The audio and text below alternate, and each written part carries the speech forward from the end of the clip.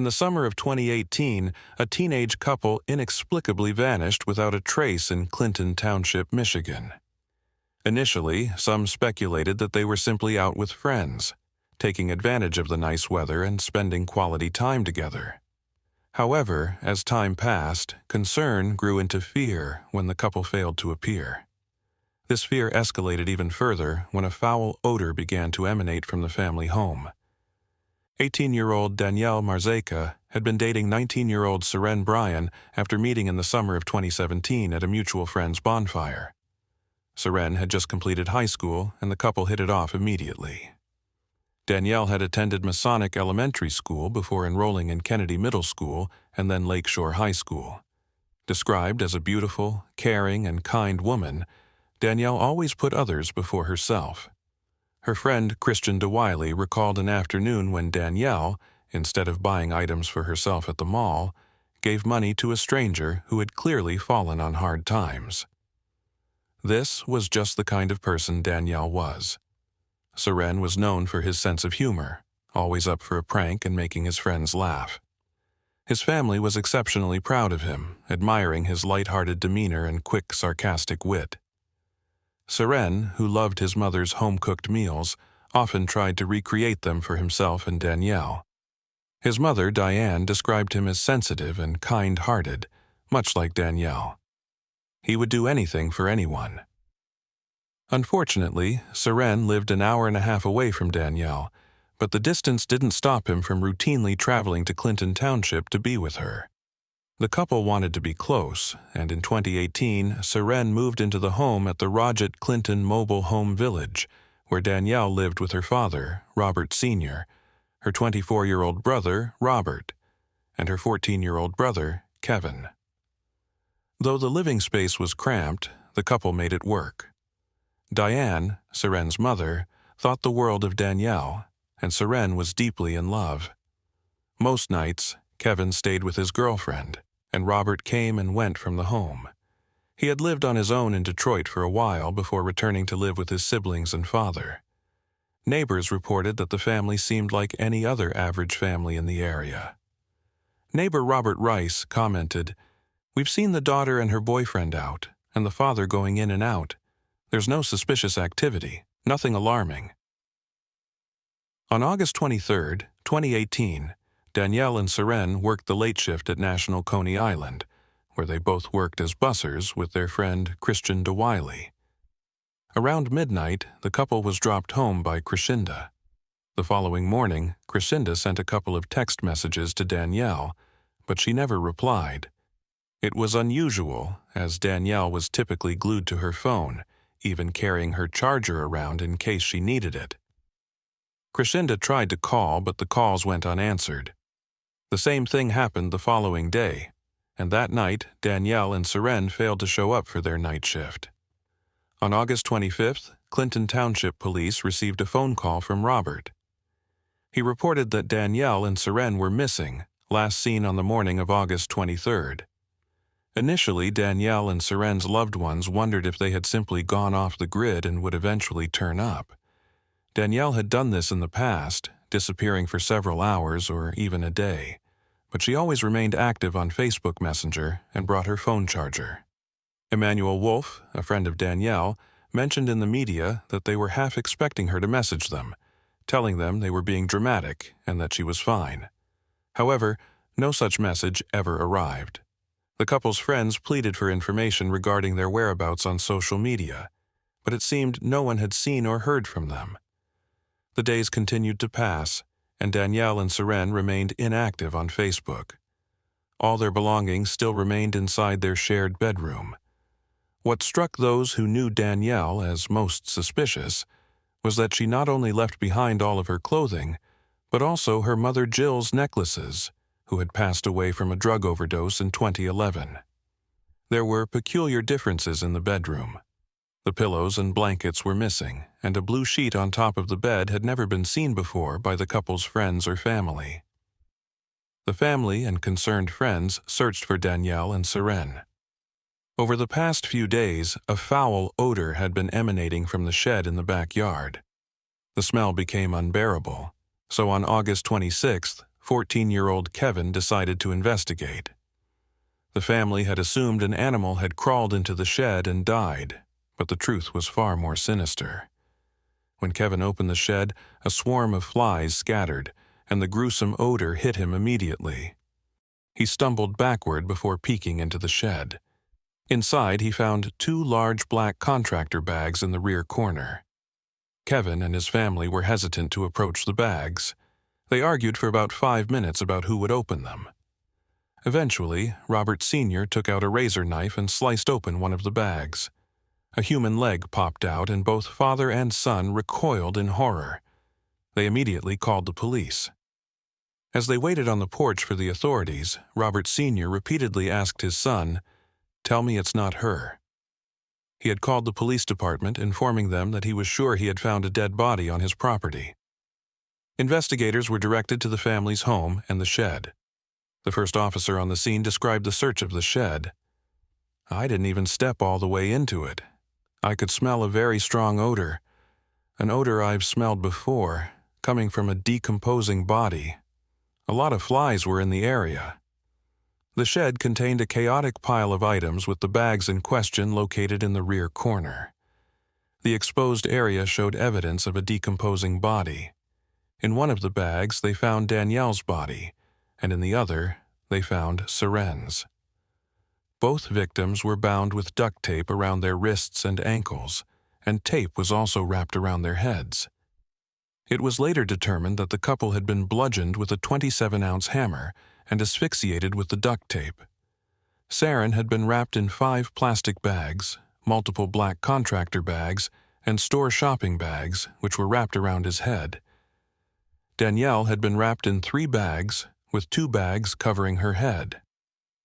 The medical examiner described the disturbing condition of the couple's bodies. In the autopsy photos, a close-up of Danielle's face shows black duct tape wrapped around her head, covering both her mouth and nose. Another photo of Saren at the autopsy shows the black trash bag he was in underneath him, as if it had just been cut off. In this image, you can also see the black duct tape wrapped around his mouth, wrists, and ankles, with his wrists taped to his ankles.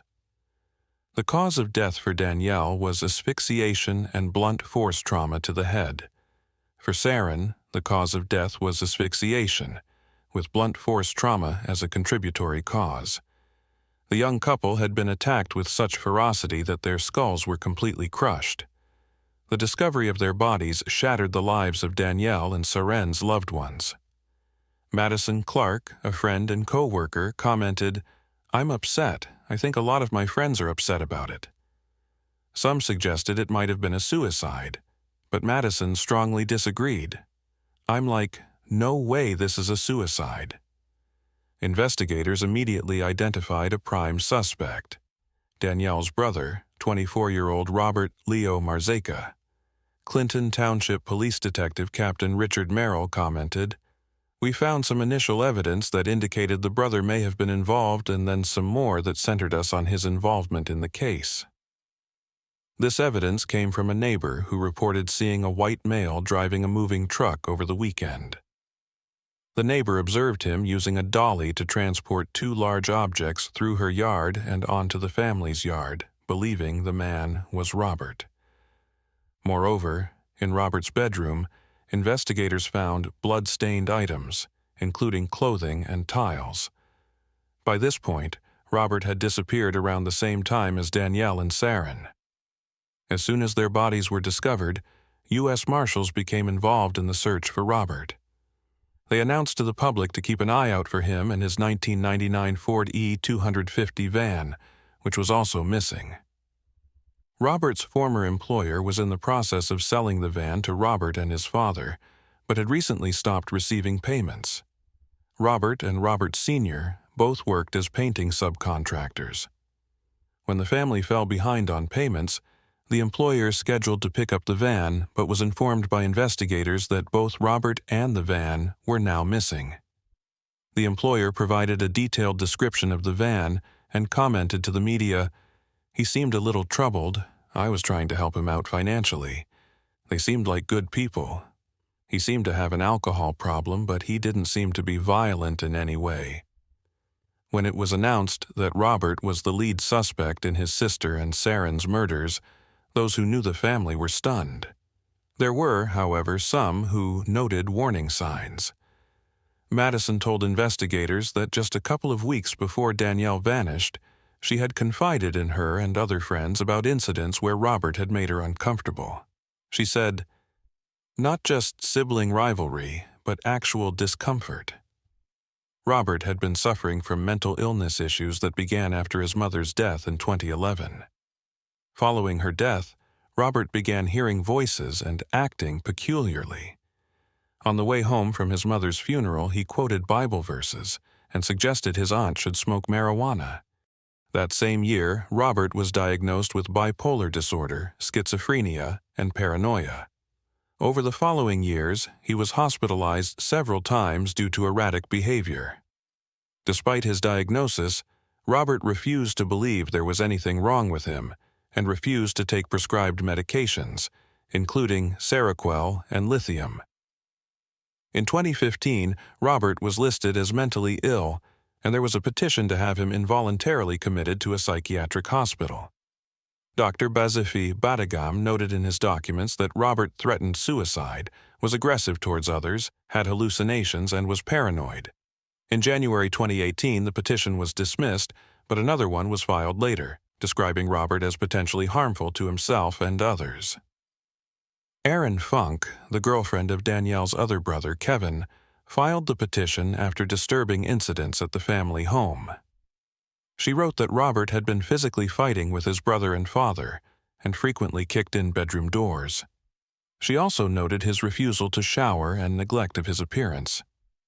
Robert was seen by a psychiatrist who indicated that he might harm himself or others and described him as extremely suspicious, paranoid, and impulsive. Dr. Ken Andrews and Dr. Dale Scarlett believed Robert did not need hospitalization, but required alternative treatments such as outpatient care. Dr. Scarlett noted Robert's history of bipolar disorder, depression, and denial of suicidal and homicidal thoughts as well as psychosis. The atmosphere inside the family home was so hostile that Kevin often stayed with his girlfriend, Erin. Despite the problems, there were no prior violent incidents between Danielle and Robert. Kevin recalled one disagreement over a cat that was not explosive. The same was true for Seren. There were no incidents suggesting Robert was capable of harming him. Madison, when learning of the homicides, immediately thought of Robert.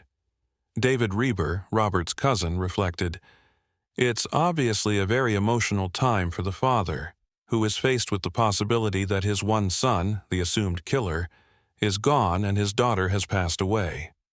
I don't think they are emotionally capable of returning to their home after knowing what's happened there." While Robert Sr. had the support of his family, he had nowhere to go and could not return to his home, which was now a crime scene. The forensic experts combed the area for clues, both about the crime and Robert's whereabouts. Local churches and a funeral home stepped in to support him, and a GoFundMe was established to help the family financially. Crime Stoppers initially offered a $2,500 reward for information leading to Robert's arrest, which was later increased to $50,000. On August 30th, a woman in Cincinnati, Ohio, was approached by a man asking where he could access the internet to play an online game. She directed him to the nearby library and immediately called the police when she recognized him as Robert, who was wanted for double murder. U.S. Marshals arrived at the library and found Robert in disguise, wearing a long blonde wig, hat, and sunglasses. His van was recovered, abandoned in Lido, Ohio. He had dropped the vehicle and traveled to Cincinnati by bus. Robert was arrested without incident by U.S. Marshals. The following day, Robert was charged with 2 counts of first-degree murder. He appeared in court for an extradition hearing, where he declined to challenge the extradition and agreed to be returned to Clinton Township to face the charges. After his extradition, Robert appeared in court for a hearing. A not guilty plea was entered on his behalf. Robert appeared disheveled and was asked if there was anything he wanted considered in setting bail. He responded, "No, there's not." He sat quietly through the proceedings, mostly giving one-word answers when asked for information. The magistrate ordered Robert to be held without bond. Following the brief court hearing, Robert was ordered to undergo a psychiatric examination. His defense attorney, Azra Sheikh, requested the evaluation before the case proceeded to the next stage. Judge Sebastian Lucido granted the request and referred Robert to the Center for Forensic Psychiatry. Defense attorney Azra Sheikh revealed that he had visited his client in the mental health wing of the jail where Robert had been staying since his extradition. Sheikh mentioned that Robert was concerned about not receiving his psychiatric medication and had been off the medication for a while. As Robert was being examined, prosecutor Eric Smith spoke about the number of murder suspects in the county who had been previously diagnosed with mental illness and drug issues. He stated that Danielle and Saren, as well as a handful of other murder victims, might still be alive if institutions had provided proper care to their killers, including Robert. Smith noted, "Almost every homicide case that we've had in the last year and a half has been referred to the Forensic Center. From there, we've gotten an overwhelming number of cases back where the defendants are either not competent to stand trial or come back insane." Smith continued, "We will try some of these cases, and it's not whether they've committed the crime. It's whether they were guilty but mentally ill or not guilty by reason of insanity. 50 to 60% of the referrals are coming back not competent to stand trial or insane. This is from the state-sponsored forensics. These aren't forensic experts that the defense is hiring. It's never been that high. There is a documented history of mental illness on so many of these cases." According to statistics, mentally ill people are more likely to harm themselves than to harm others. However, statistics also show that the number of examination orders sent by Macomb County judges to the Center for Forensic Psychiatry has almost doubled since 2010. Starting in 2015 and by the end of 2017, Macomb County Community Mental Health lost almost $30 million in state funding, resulting in far less money to help the county's most vulnerable citizens. Prosecutor Smith said that while the state may have been saving money, innocent people were paying with their lives. He stated, "We have a revolving door of these people who have mental illness. They come in because they're mentally ill, they're convicted of a crime, they serve their time, they get out, and they're on the streets. They don't have any health care, they don't have any finances, they don't have the ability to get to a mental health facility, so they're back on the streets committing more crimes. It's a terrible cycle that we in law enforcement are dealing with, all involving an aspect of mental illness." In December, Robert was back in court for the results of his mental evaluation. It was announced that he was competent to stand trial for the double murder and that he was culpable for his alleged actions. Defense Sheikh then revealed that he was planning an insanity defense for his client. It was evident this was the route they intended to take from the moment Robert's mental health history was publicized. The crux of the case was evidently not whether Robert had carried out the murders, but whether he was legally insane at the time. His trial was scheduled for November 2019. However, before then, Defense Sheikh announced he would no longer be seeking a plea of insanity. Sheikh had hired his own forensic psychologist, Dr. Thomas Chaser, to evaluate Robert in the hopes that he would support the insanity defense. Dr. Chaser examined Robert and found that he was sane at the time of the murders. He reported that Robert did not meet the standard for insanity or not being criminally responsible. Dr. Chaser said that Robert appeared to fully comprehend his actions, as evidenced by his flight to Ohio and disguise after the murders. By November 15th, a jury consisting of 7 men and 7 women was seated, and the trial was ready to begin. During opening statements, Prosecutor Elizabeth Redinger stated, "Beaten, bound, gagged, and bagged," and asserted that there was no indication of any sudden impulse or accident. She alluded to the murders as an act of premeditation rather than a spontaneous act. Redinger said that although Robert's mental health was in question, the evidence did not require proving a motive. She stated, "They were sleeping and were attacked, and they could do nothing about it," revealing that the victims had no defensive wounds. As for their cause of death, She disclosed that both Danielle and Saren were alive after the fatal beating, and were still alive when they were gagged and stuffed into bags to slowly die. Defense Sheikh stated during his opening statements that he was not disputing that his client had killed Danielle and Saren. Instead, he hoped that the evidence would lead to a conviction of second-degree murder or manslaughter.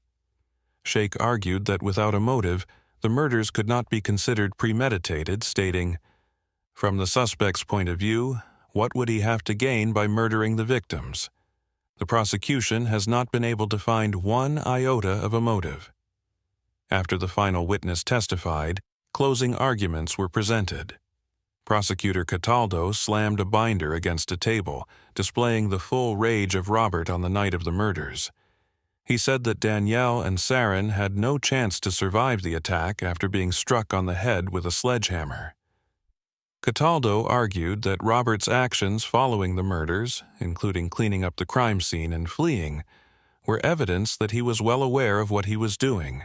Defense attorney Sheikh acknowledged that his client was culpable for his role in the murders, but contended that the prosecution's story of premeditation didn't add up. Sheikh questioned why, if the crime was premeditated, his client didn't use another weapon such as a gun. He also argued that if the crime was planned, Robert should have disposed of the bodies somewhere else, like in the Detroit River. Within just 38 minutes, the jury returned with the verdict. They found Robert Leo Morzashka guilty of first-degree murder. Robert was given the opportunity to speak, apologize, or provide some insight into his motivation. The judge asked him if he had anything to say. Robert muttered, "No." The judge then said, "You murdered your sister Danielle and her boyfriend Saren, and you don't wish to say anything." Robert once again responded, "No." Judge James Bernard said, "Robert, you're an evil man, and you're going where you belong," before sentencing him to life in prison without the possibility of parole.